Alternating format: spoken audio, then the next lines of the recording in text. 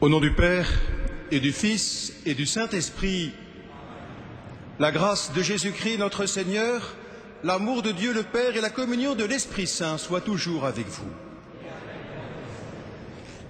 Nous sommes en communion, frères et sœurs, avec les téléspectateurs de KTO et les auditeurs de Radio Notre-Dame, avec lesquels nous prions pour cette messe. En ce dimanche 11 novembre, nous portons dans cette liturgie les intentions de notre pays de prière pour les morts des guerres. Nous ouvrons aussi à l'Église universelle en pensant à nos évêques d'Île-de-France qui rejoignent Rome aujourd'hui, ce soir, pour la visite ad limina pendant une dizaine de jours auprès des tombeaux des apôtres Pierre et Paul. Nous portons ces intentions au moment où nous accueillons la parole de Dieu qui nous invite, comme la pauvre veuve de l'Évangile qui donne 2 petites piécettes, à nous-mêmes nous offrir dans l'abandon, dans la générosité, dans la confiance, à l'amour du Seigneur. Que le Seigneur soit de plus en plus au cœur de notre vie. Demandons pardon pour tous nos enfermements. Demandons pardon pour notre péché. Quelques instants en silence, prions et supplions sa miséricorde.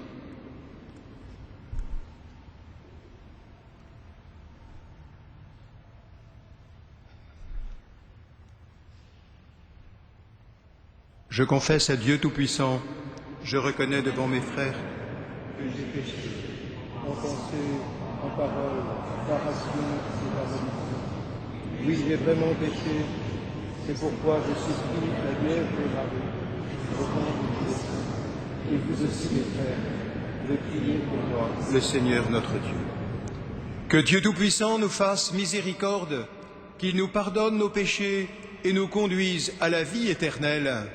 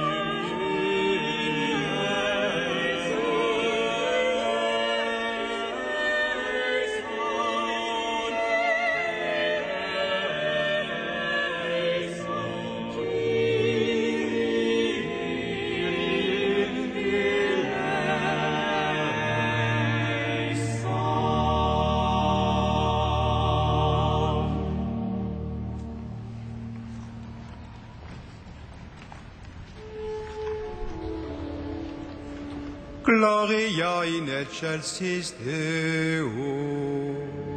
Et in terra pax hominibus, bone voluntatis. Loramus Te, benedicimus Te. Adoramus Te, glorificamus Te. Gratias agemus Tibi, propter magnam gloriam Tuam.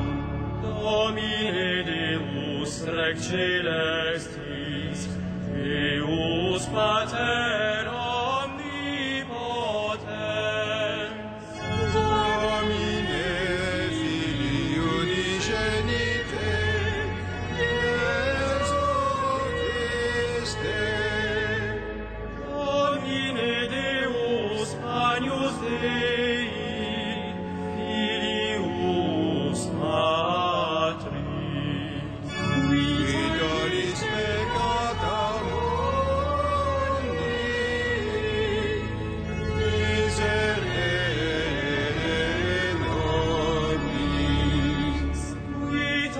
nobis peccata mundi, suscipere precationem nostra.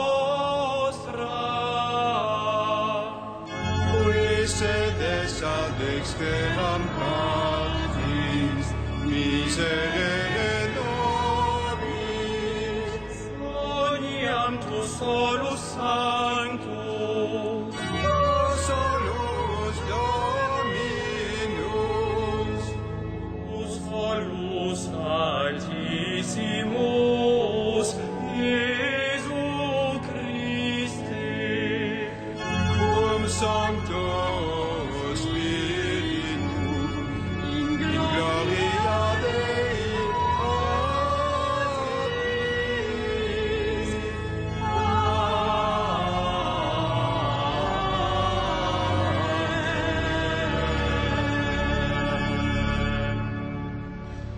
Prions le Seigneur.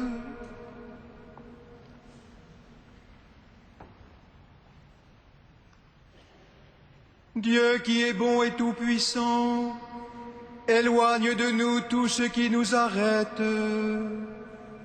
afin que sans aucune entrave, ni d'esprit ni de corps, nous soyons libres pour accomplir ta volonté.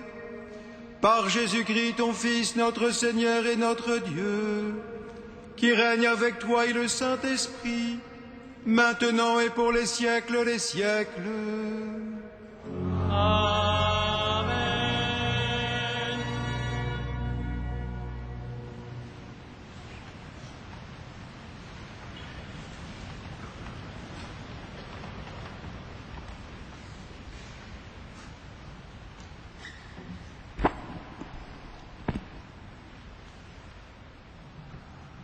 Lecture du premier livre des rois. Le prophète Élie partit pour Sarepta, et il parvint à l'entrée de la ville. Une veuve ramassait du bois.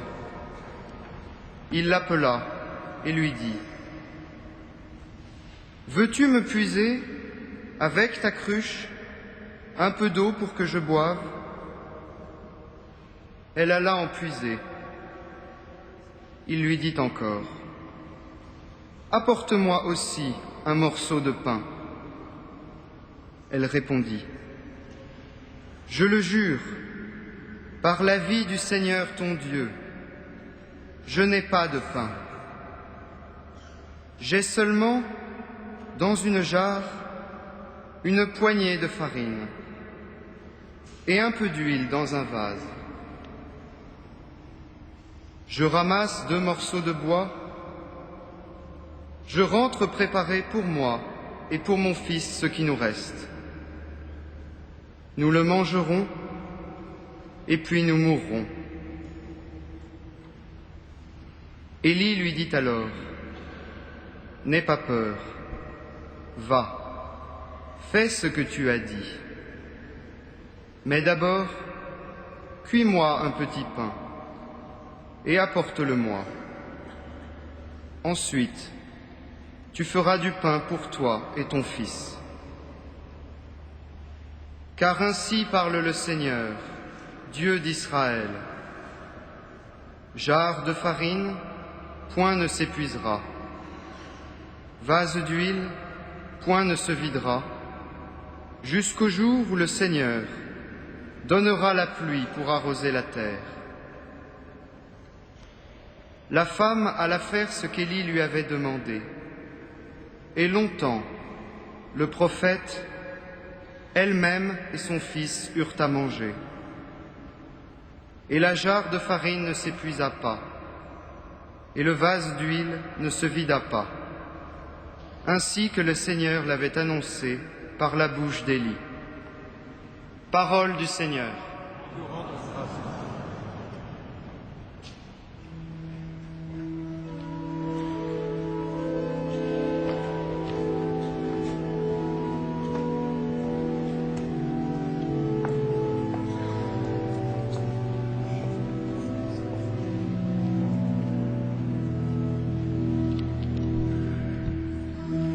Heureux qui s'appuie sur le Seigneur notre Dieu.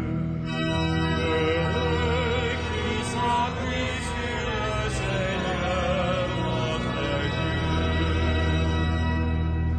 Heureux qui s'appuie sur le Dieu de Jacob, qui met son espoir dans le Seigneur son Dieu, lui qui a fait le ciel et la terre.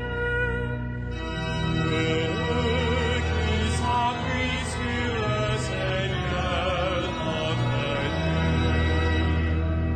Il garde à jamais sa fidélité, il fait justice aux opprimés, aux affamés il donne le pain.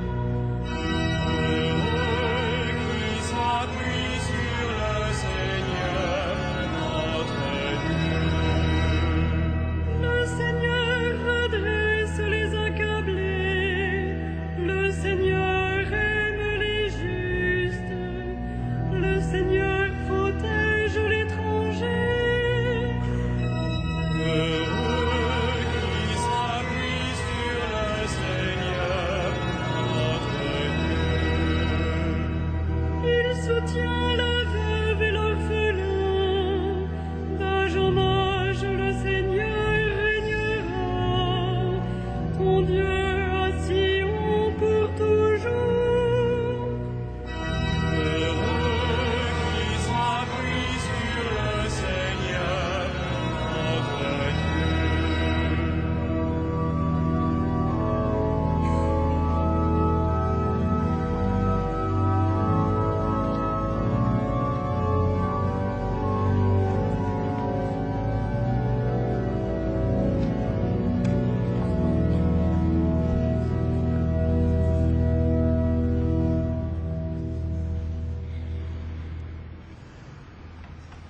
Lecture de la lettre aux Hébreux. Le Christ n'est pas entré dans un sanctuaire construit par les hommes, qui ne peut être qu'une copie du sanctuaire véritable. Il est entré dans le ciel même, afin de se tenir maintenant, pour nous, devant la face de Dieu.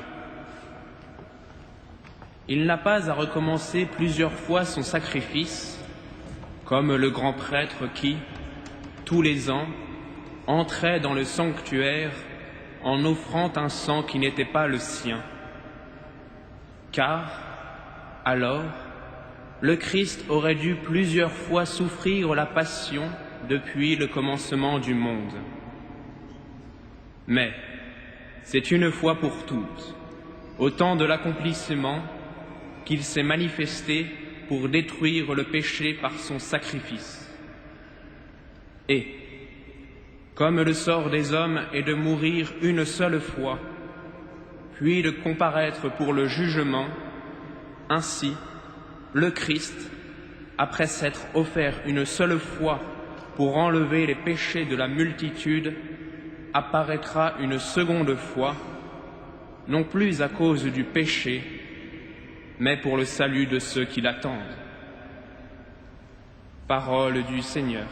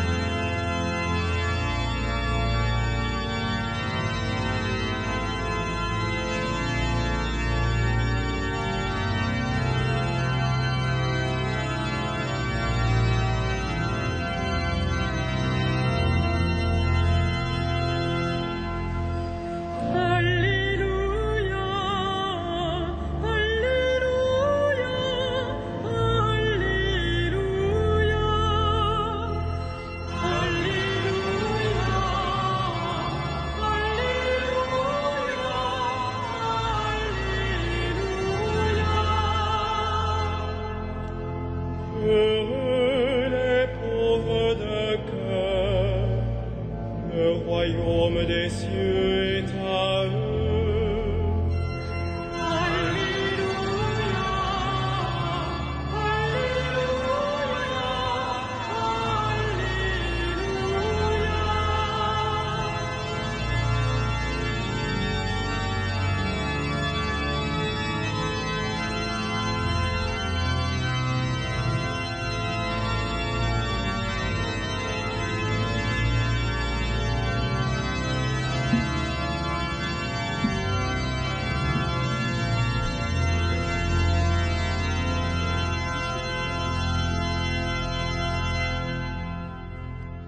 Le Seigneur soit avec vous. Et avec votre esprit. Évangile de Jésus-Christ selon saint Marc. Gloire à toi, Seigneur.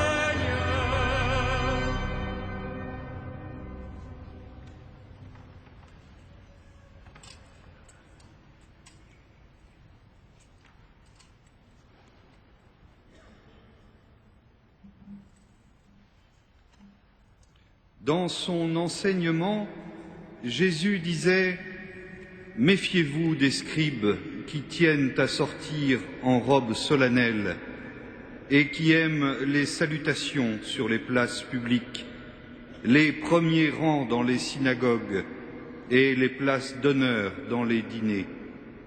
Ils dévorent les biens des veuves et affectent de prier longuement. Ils seront d'autant plus sévèrement condamnés. »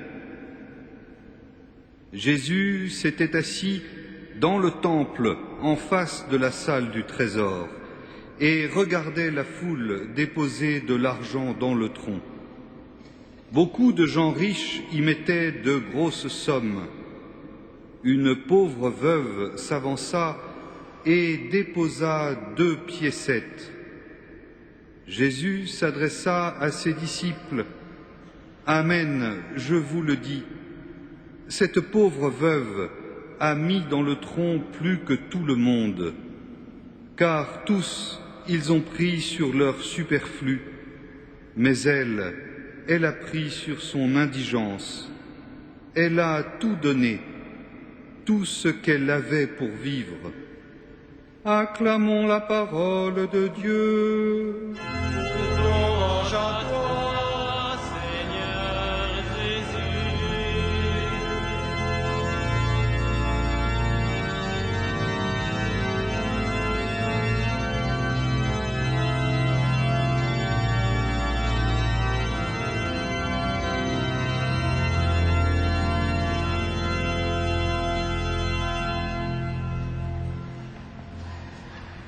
Mes frères, vous vous souvenez de l'évangile de dimanche dernier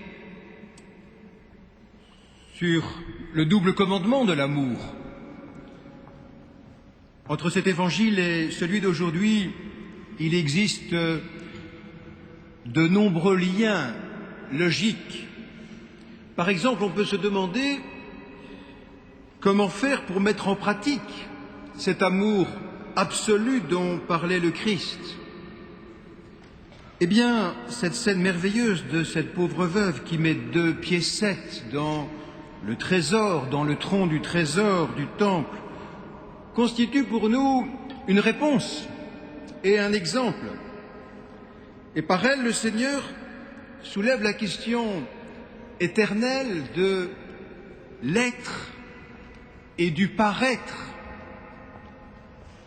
Les scribes que Jésus, vous avez entendu, épingle au début de son discours, paraissent en effet vivre comme des hommes religieux, en fait par leur prétention, par leur bonne conscience. Ils dénaturent l'amour privilégié que Dieu porte aux petits et aux pauvres. Et en revanche, il apparaît que cette veuve qui, du point de vue social, occupe le dernier rang en Israël, accomplit un acte qui compte aux yeux de Jésus, c'est-à-dire un acte proprement religieux. Et l'on constate que, selon le Seigneur, les longues prières devant tout le monde, les longues prières des scribes, n'ont rien de religieux, alors que cet acte apparemment insignifiant et a priori profane de la veuve est au contraire profondément religieux. Pourquoi cela? Pour bien comprendre ce nouveau retournement évangélique, peut-être nous faut-il nous débarrasser d'un quiproquo. Cet évangile d'aujourd'hui n'est pas une attaque, bien sûr, contre les riches. Le Christ, qui ne méprise personne, ne les méprise pas plus ici qu'ailleurs. Pas plus qu'ailleurs, il ne cherche à dresser les gens les uns contre les autres, les classes sociales les unes contre les autres. il est venu sauver tous les hommes, quel que soit l'état de leur compte en banque. Ce passage de l'Évangile n'est le fondement biblique ni de l'opposition entre le maître et l'esclave, ni celui de la lutte des classes, bien sûr. Il est question de bien plus, et de bien autre chose que cela. Il s'agit de l'application à des cas concrets du lien entre l'amour que Dieu nous donne, l'amour pour Dieu et l'amour pour le prochain. On ne peut aimer Dieu par de longues prières si l'on se conduit injustement vis-à-vis des petits. L'amour pour les autres authentifie notre amour pour Dieu. Nous savons bien cela. L'Évangile est traversé par cette conviction que le Seigneur enseigne, et le rapprochement des 2 commandements dimanche dernier exprimait cela avec force. Pour le dire autrement, l'authenticité de notre amour pour le Seigneur passe par une authenticité, une vérité de notre manière d'être. Si nos manifestations d'amour envers Dieu n'engagent pas l'intime de notre existence, nos gestes, soi-disant religieux, ne sont qu'une apparence qui ne touche pas le Seigneur. Par exemple, si notre messe du dimanche, en me bousculant un peu parfois, ne m'aide pas à la longue à aimer plus les autres ou à me convertir sur tel ou tel point de ma vie, c'est peut-être que je la vis de manière trop superficielle. Elle n'est qu'un paraître et aura tendance à devenir qu'un rendez-vous, un rendez-vous social, un rendez-vous mondain au mauvais sens du terme. À l'opposé, le Seigneur se reconnaîtra dans l'humble geste que nous avons posé, même sans forcément parler de lui, mais dans lequel nous nous serons engagés tout entiers. Autre exemple, 10 minutes passées au téléphone pour accueillir une souffrance valent peut-être plus aux yeux de Dieu que telle ou telle de nos messes non préparées, distraites ou raccourcies. Je ne vous pousse pas, bien sûr, vous comprenez bien, à ne plus venir à la messe. Et il nous faut certainement soigner notre vie intérieure, notre être intérieur. Mais nous nous demandons ce que peut être un acte vraiment religieux. Jésus nous donne un critère par cet évangile. Un acte profondément religieux, pour nous chrétiens, c'est un acte, que ce soit dans une église ou en dehors, par lequel nous nous remettons vraiment le plus possible entre les mains de notre Père, comme l'a fait le Christ. Un acte par lequel nous acceptons d'entrer en lien, en relation, en religion, car c'est les mêmes mots, avec notre Dieu.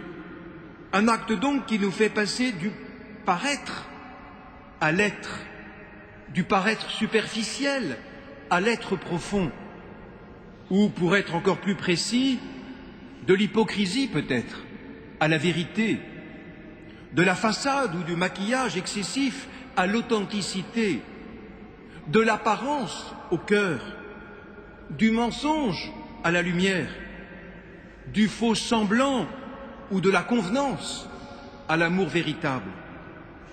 Nous avons à vivre ces passages, ces évolutions continuellement. Voyez comme nous sommes tous concernés, particulièrement dans une civilisation trop souvent du tape à l'œil, du faire semblant et de l'apparence à sauver. La pauvre veuve de l'Évangile aujourd'hui a mis dans le trésor du temple 2 piécettes, c'est-à-dire, ajoute Jésus, tout ce qu'elle avait pour vivre. Et là, la traduction est un peu timide. Il faudrait dire, elle a donné toute sa vie. Ce n'était pas son superflu, ce qui ne lui coûtait pas grand-chose. Ces 2 piécettes au fond de sa poche, ce n'était même pas ce que nous appelons son nécessaire. Elle a tout donné. C'est très fort, bien sûr. Elle qui connaît ce double vide, cette double détresse auquel elle est confrontée, la perte de son mari et l'absence de bien, c'est-à-dire ce qu'il y a de plus fondamental, l'amour et la subsistance. Elle signifie qu'elle se remet vraiment entre les mains de Dieu, sans retenue, sans hypocrisie, sans faux semblant, dans un acte d'abandon, d'amour radical. Elle qui n'a plus de mari, c'est-à-dire plus de protection, accepte en plus d'offrir ce qui la fait vivre. Elle place totalement sa foi en Dieu en lui demandant d'être désormais son protecteur. Elle accepte de tout recevoir de lui, et l'amour et la vie. Aux yeux du monde, rien d'extraordinaire dans le don de 2 piécettes dans le panier. C'est 2 leptes, 1/8 d'as. C'est rien du tout. Pour vous donner une idée, un ouvrier au temps de Jésus recevait environ 16 as pour sa journée de travail. Et avec un as, on pouvait acheter 2 petits moineaux. Donc, 1/8 d'as, c'est plutôt maigre, ce qu'elle jette dans le tronc. Quelques minutes de travail. Mais aux yeux de Jésus, c'est donc infiniment précieux, puisque cette femme, à travers cela, s'offre elle-même. Et vous comprenez bien que dans le tronc, elle n'a finalement pas mis que de l'argent, elle a mis de l'amour véritable. C'est à l'absence de calcul qui retient pour soi que se reconnaît le véritable amour. Et dans cette femme, Jésus peut entrevoir bien sûr ce que lui-même va bientôt réaliser sur la croix.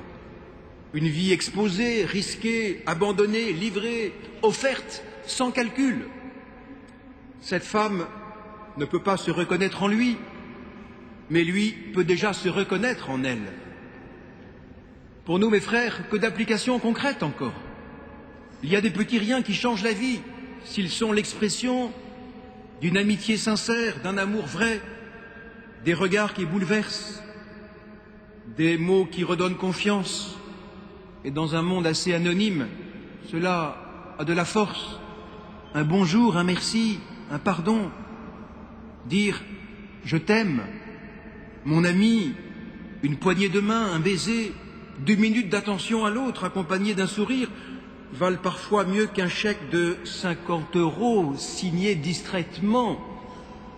Il faut apprendre à pratiquer les uns sans oublier l'autre, bien sûr. Nous savons tous bien que les plus beaux cadeaux sont souvent ceux qui sont offerts sans raison, gratuitement, qui ont pour unique raison l'amour, l'amitié. Tiens, voilà, ce cadeau est pour toi. En le voyant, j'ai pensé à toi. Lorsque le don est vécu ainsi dans l'amour, nous quittons le champ du superflu, nous quittons le champ du paraître, de l'obligation, et nous donnons tout simplement un peu de ce que nous sommes. C'est ce qu'a fait cette veuve de l'Évangile. Le superflu est trop facile, le don qui nous coûte est don véritable. Mes amis, nous sommes déjà aujourd'hui le 11 novembre. Dans 15 jours, ce sera le dernier dimanche de l'année liturgique. Et très vite le début de l'Avent. N'est-ce pas pour nous le moment d'établir une sorte de bilan de notre vie, de notre année, de notre vie de foi, d'amour? Ce n'est pas à la veille de Noël, dans la précipitation, que nous pourrons le faire. Mais maintenant, dans le calme relatif de cette fin d'année liturgique, sans peur mais sans complaisance, ne serait-il pas bon de nous demander simplement si notre amour de Dieu et de nos frères se traduit effectivement par des gestes authentiques de don de nous-mêmes? Si notre foi en Dieu est vraiment, comme le vit cette femme de l'Évangile, une relation personnelle avec le Seigneur, relation construite sur la confiance, l'action de grâce, la dépendance, l'abandon. Si notre espérance nous conduit à nous remettre au Christ Jésus en vérité, dans la joie comme dans les épreuves de notre vie. Que cette Eucharistie, frères et sœurs, nous aide avec le Christ, et comme cette veuve, à remettre notre existence tout entière à notre Père des cieux qui nous aime. Amen.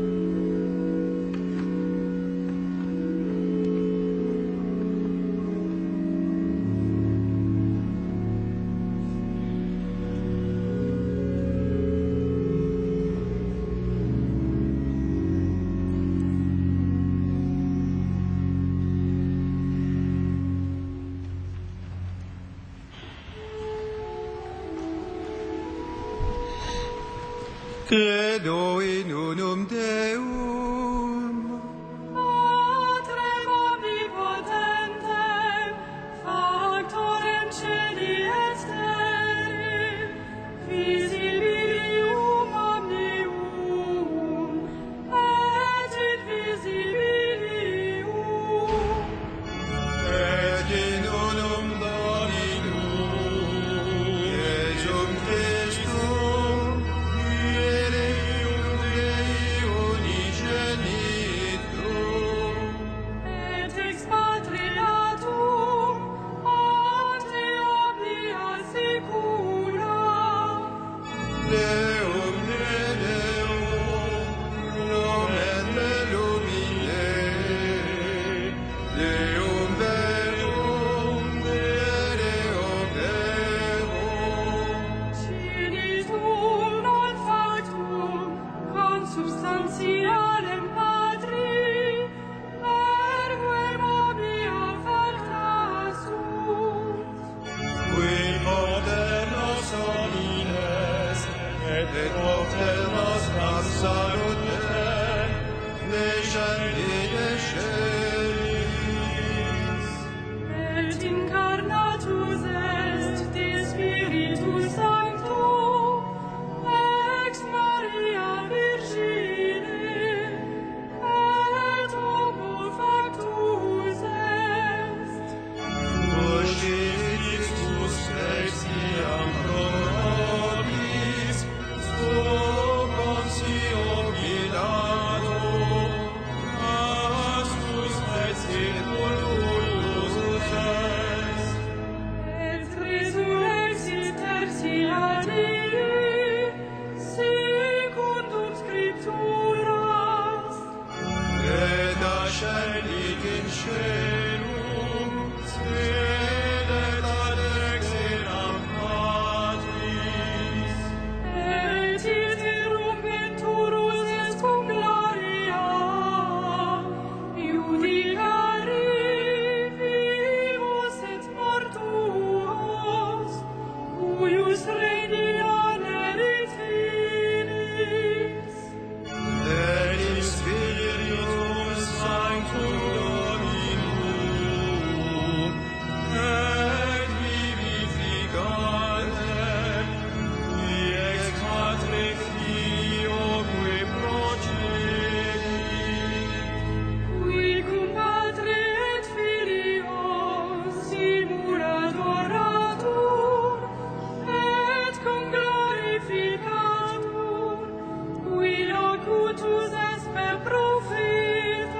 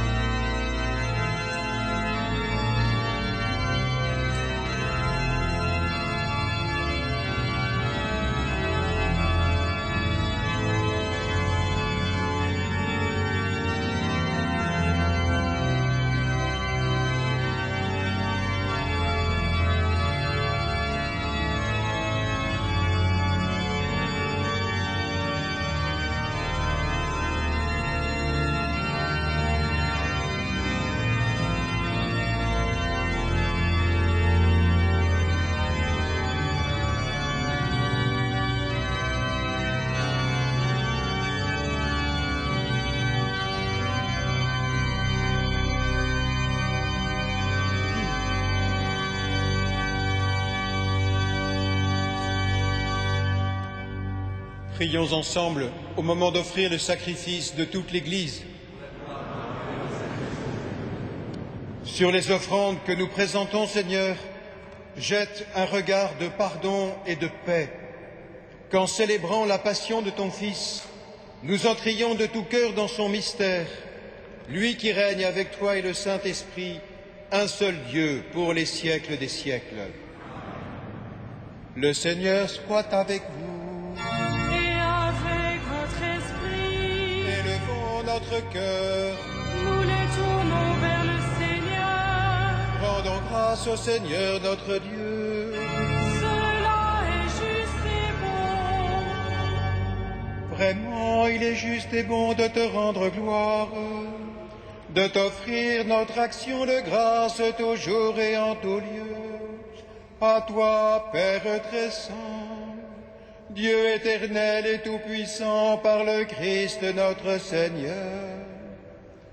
Dans sa pitié pour notre misère, il a voulu naître d'une femme, la Vierge Marie. Par sa passion et sa croix, il nous a délivrés de la mort éternelle. Par sa résurrection d'entre les morts, il nous a donné la vie qui n'aura pas de fin. C'est pourquoi avec les anges et les archanges, avec les puissances d'en haut et tous les esprits bienheureux, nous chantons l'hymne de ta gloire et sans fin nous proclamons.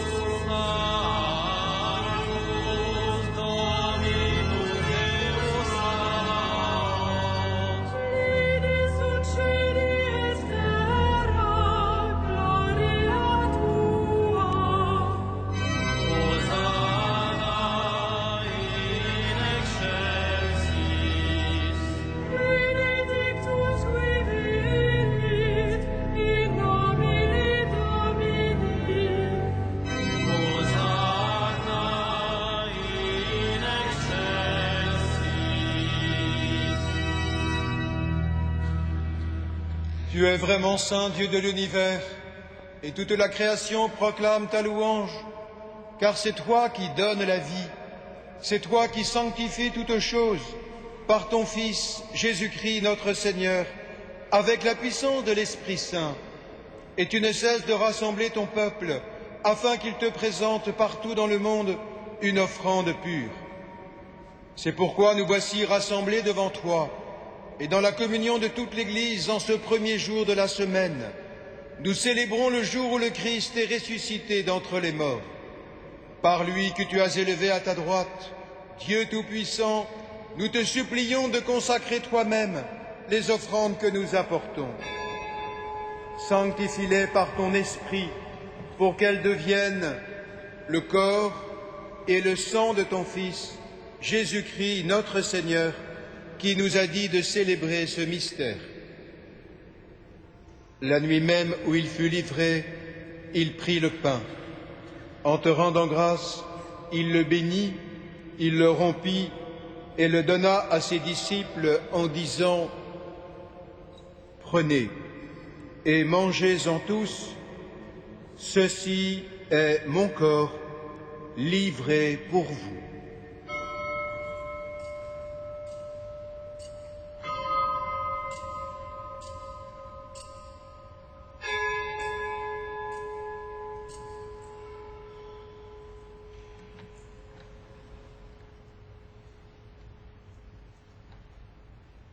De même, à la fin du repas, il prit la coupe.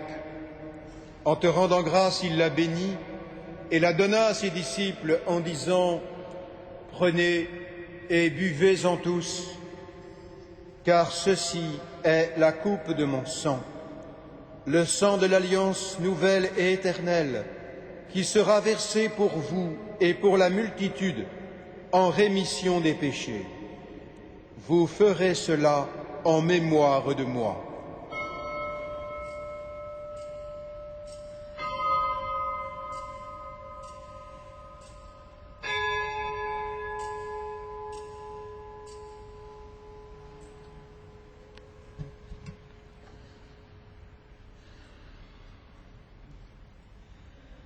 Proclamons le mystère de la foi. Gloire à toi qui étais mort, gloire à toi qui es vivant, notre Sauveur et notre Dieu. Viens, Seigneur Jésus. En faisant mémoire de ton Fils, de sa passion qui nous sauve, de sa glorieuse résurrection et de son ascension dans le ciel, alors que nous attendons son dernier avènement, nous présentons cette offrande vivante et sainte pour te rendre grâce. Regarde, Seigneur, le sacrifice de ton Église et daigne y reconnaître celui de ton Fils qui nous a rétablis dans ton alliance. Quand nous serons nourris de son corps et de son sang et remplis de l'Esprit Saint, accorde-nous d'être un seul corps et un seul esprit dans le Christ. Que l'Esprit Saint fasse de nous une éternelle offrande à ta gloire, pour que nous obtenions un jour les biens du monde à venir, auprès de la Vierge Marie, la bienheureuse Mère de Dieu, avec les apôtres, les martyrs, Saint Martin que nous célébrons aujourd'hui, et tous les saints qui ne cessent d'intercéder pour nous. Et maintenant, nous te supplions, Seigneur, par le sacrifice qui nous réconcilie avec toi, étends au monde entier le salut et la paix. Affermis la foi et la charité de ton Église au long de son chemin sur la terre. Veille sur ton serviteur, notre pape Benoît, et notre évêque André, l'ensemble des évêques, les prêtres, les diacres et tout le peuple des rachetés. Écoute les prières de ta famille assemblée devant toi, et ramène à toi, Père très aimant, tous tes enfants dispersés. Pour nos frères défunts, particulièrement ce jour pour tous les défunts des guerres, pour les hommes qui ont quitté ce monde et dont tu connais la droiture, nous te prions.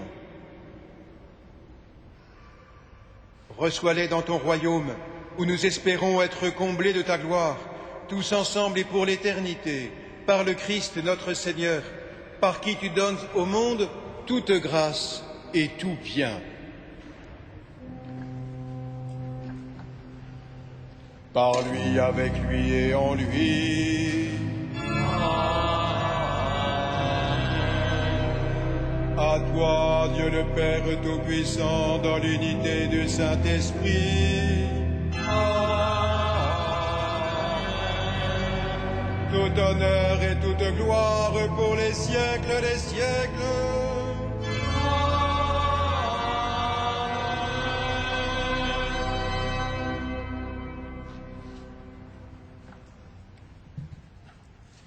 Quelle que soit notre vie, mes frères, quelle que soit l'étape où nous en soyons, jeunes ou âgés, offrons-nous tout entier, comme cette veuve de l'Évangile, avec le Christ, au Père des cieux, notre Père, qui es aux cieux. Que ton nom soit sanctifié, que ton règne vienne, que ta volonté soit faite sur la terre comme au ciel. Donne-nous aujourd'hui notre pain de ce jour. Pardonne-nous nos offenses, comme nous pardonnons aussi à ceux qui nous ont offensés. Et ne nous soumets pas à la tentation, mais délivre-nous du mal. Délivre-nous de tout mal, Seigneur, et donne la paix à notre temps. Par ta miséricorde, libère-nous du péché. Rassure-nous devant les épreuves en cette vie où nous espérons le bonheur que tu promets et l'avènement de Jésus-Christ, notre Sauveur.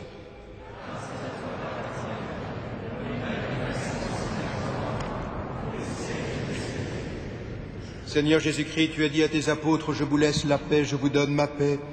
Ne regarde pas nos péchés, mais la foi de ton Église. Pour que ta volonté s'accomplisse, donne-lui toujours cette paix et conduis-la vers l'unité parfaite, toi qui règnes pour les siècles des siècles. Que la paix du Seigneur soit toujours avec vous. Et avec votre esprit. Frères et sœurs, dans la charité du Christ, donnez-vous la paix.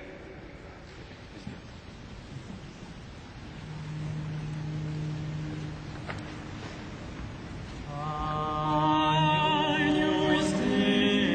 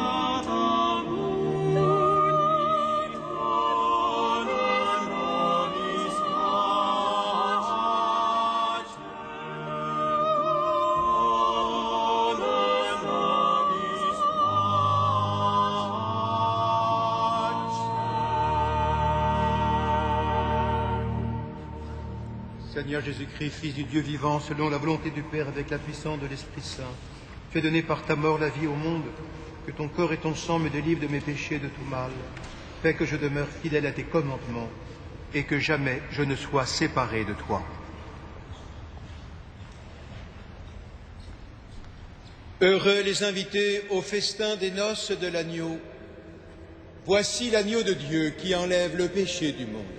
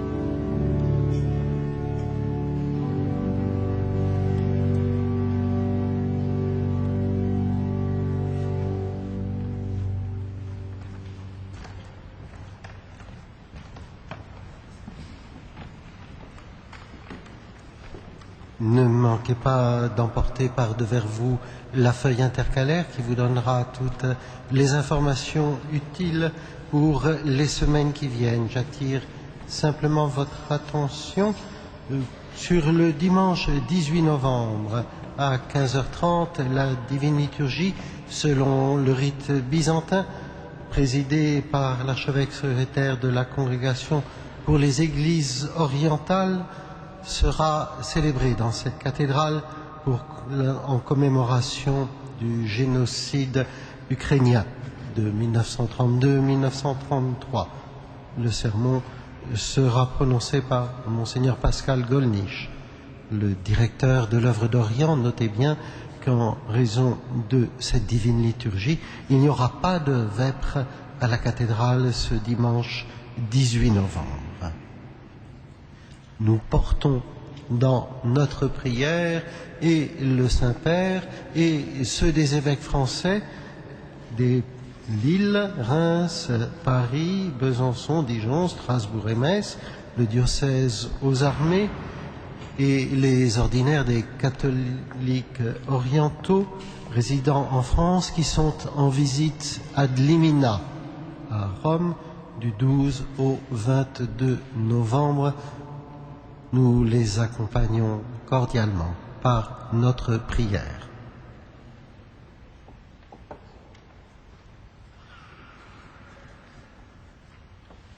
Ensemble, rendons grâce à Dieu.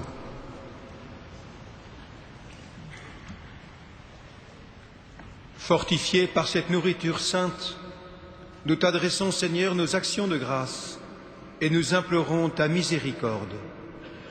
Que l'Esprit Saint fasse persévérer dans la droiture ceux qui ont reçu la force d'en haut, par Jésus le Christ notre Seigneur, pour les siècles des siècles. Le Seigneur soit avec vous. Que Dieu Tout-Puissant vous bénisse, le Père, le Fils et le Saint-Esprit. Allez dans la paix du Christ. Nous rendons grâce à Dieu.